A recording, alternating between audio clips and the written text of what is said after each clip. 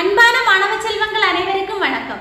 இன்னைக்கு இந்த வீடியோல செல் வாழ்வின் அழகு இந்த லெசன்ல ப்ரோகாரியோட்டிக் செல்களை பத்தி பார்க்கலாம். ஓகே, ப்ரோகாரியோட்டிக் செல்கள் அப்படினாலே உண்மையான உட்கரு அற்ற உயிரிகள்.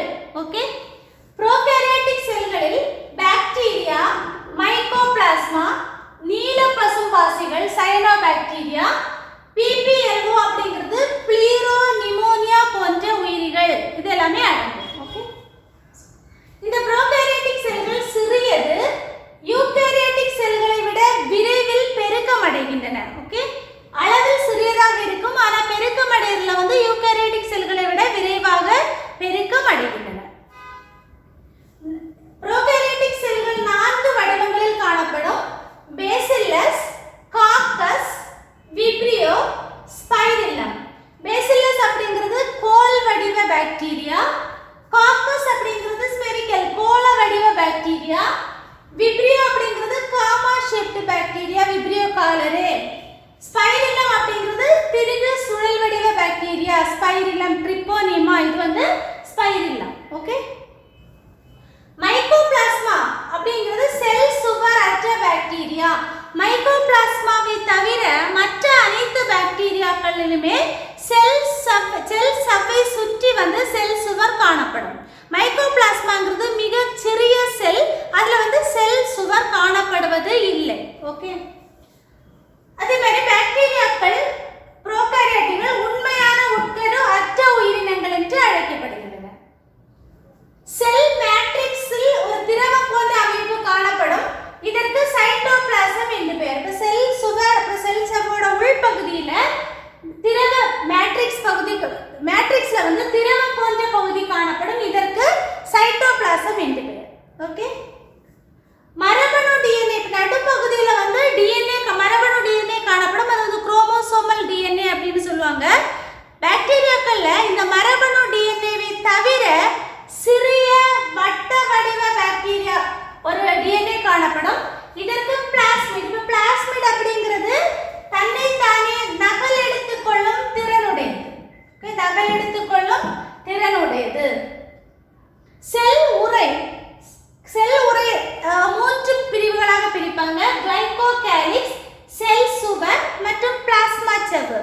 கிளைகோகாலிக்ஸ், செல் சுவர், பிளாஸ்மா சவ்வு இந்த மூன்றுமே பாக்டீரியாவுக்கு பாதுகாப்பை வழங்குகிறது. ஓகே, கிளைகோகாலிக்ஸ் அப்படிங்கிறது சில பாக்டீரியாக்களில் தளர்வான உறை போன்ற அமைப்புடன் காணப்படும்.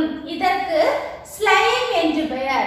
ஓகே, இந்த கிளைகோகாலிக்ஸ் என்ற செல் உறை பகுதியானது சில பாக்டீரியாக்களில் தளர்வான உறை போன்று காணப்படும். லூஸ் ஷீத் அப்படின்னு சொல்லுவாங்க. இதற்கு ஸ்லைம் என்று பெயர். சில பாக்டீரியாக்களில் இந்த கிளைகோகாலிக்ஸ் ஆனது அடர்த்தி மற்றும் தடிமனாக காணப்படும். இதற்கு கேப்சியூல். ஓகே, இது டஃப்பா இருக்கிறது, ஹார்டா இருக்கிறது அப்படின்னா அது என்ன சொல்லுவாங்க? கேப்சியூல். திக்கா இருக்கிறதுனா அது, இது லூஸா ஷீட் மாதிரி இருக்கிறது அப்படின்னா ஸ்லைம். அவ்வளவுதான். ஓகே, செல் சுவரானது செல் சவ்வை சுற்றி என்ன இருக்கும்? செல் சுவர் இருக்கும் அப்படின்னு படிச்சிருக்கோம். சோ செல் சுவரானது மியூரின் அதாவது பெப்டிடோகிளைகான் என்ற வேதிப்பொருளினால் ஆனது. ஓகே, பாக்டீரியாக்களின் செல் சுவர் மியூரின், மியூராமிக் அமிலம், பெப்டிடோகிளைகான். இந்த ஆன்சர் சூஸ் பண்ணிக்கணும்.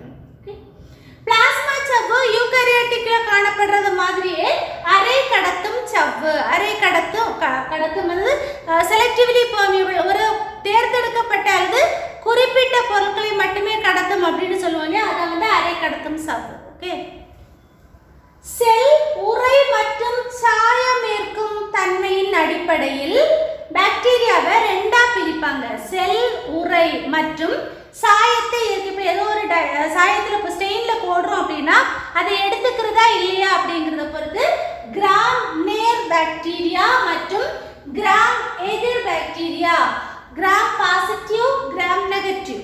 ஓகே, கிராம் பாசிட்டிவ் அப்படிங்கிறது சாயத்தை ஏற்கும் தன்மை உடையது. கிராம் நெகட்டிவ் அப்படிங்கிறது சாயத்தை ஏற்காத தன்மை உடையது. ஓகே, கிராம் பாசிட்டிவ் பாக்டீரியாக்கு எடுத்துக்காட்டு பேசில்லஸ் சப்டிலிஸ்.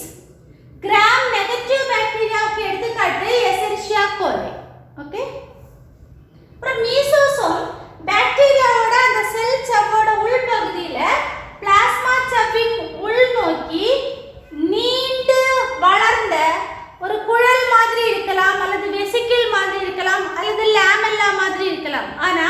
அந்த பிளாஸ்மா சவ்வோட உள்பகுதியை நோக்கி குழல் போன்று நீண்டு வளர்ந்த அமைப்பு மீசோசோம் என்று அழைக்கப்படும். பாக்டீரியாவில் மைட்டோகாண்ட்ரியா என்ற அமைப்பு காணப்படுவது இல்லை இல்லையா? அப்ப அந்த மைட்டோகாண்ட்ரியா பண்ற அந்த வேலையை பாக்டீரியாவில் யார் பண்ணுவாங்க அப்படின்னா மீசோசோம். அந்த இடத்துல நமக்கு நீட்ல கேட்கிற क्वेश्चन வந்து நீண்டு வளர்ந்து உள்பகுதியை நோக்கி நீண்டு வளர்ந்து குழல்களாகவோ வெசிக்கிள்ஸ்களாகவோ அல்லது லேமெல்லாக்களாகவோ காணப்படும். இதற்கு மீசோசோம். மீசோசோமோட முக்கியமான பணிகள் செல் சுவர் உருவாக்கம், டிஎன்ஏ படியெடுத்தல். இதுதான் வந்து அதோட முதன்மை பணி. அப்போ மீசோசோம்களோட முதன்மை பணி அப்படிங்கறது கேட்கும்போது இனப்பெருக்கத்தில் பங்கு கொள்கிறது. அதான் வந்து முக்கியமான செல் சுவர் உருவாக்கம் மற்றும் டிஎன்ஏ படியெடுத்தல். ஓகே, அடுத்தது இரண்டாம் நிலை பணிகள் அப்படின்னு வரும்போது சுவாசம் மற்றும் சுரத்தல் பணிகளை மேற்கொள்கிறது. புரியுது இல்லையா? குரோமாட்டோபோர்கள் புரோகாரியாட்டுகளில் ஒளிச்சேர்க்கை பாக்டீரியா, நீலப்பசும் பாசி, இதுல எல்லாத்துலயுமே அதுல சைட்டோபிளாசத்தில் காணப்படக்கூடிய சவ்வு போன்ற நீட்சிக்கு குரோமாட்டோபோர்கள் என்று பெயர். இந்த குரோமாட்டோபோர்கள் நிறமிகளை தன்னகத்தை கொண்டிருக்கும். குரோமாட்டோபோர்கள் நிறமிகளை தன்னகத்தை கொண்டிருக்கும். ஓகே, இந்த வீடியோ உங்களுக்கு யூஸ்ஃபுல்லா இருந்திருக்கும். அடுத்த வீடியோல சந்திக்கலாம். நன்றி.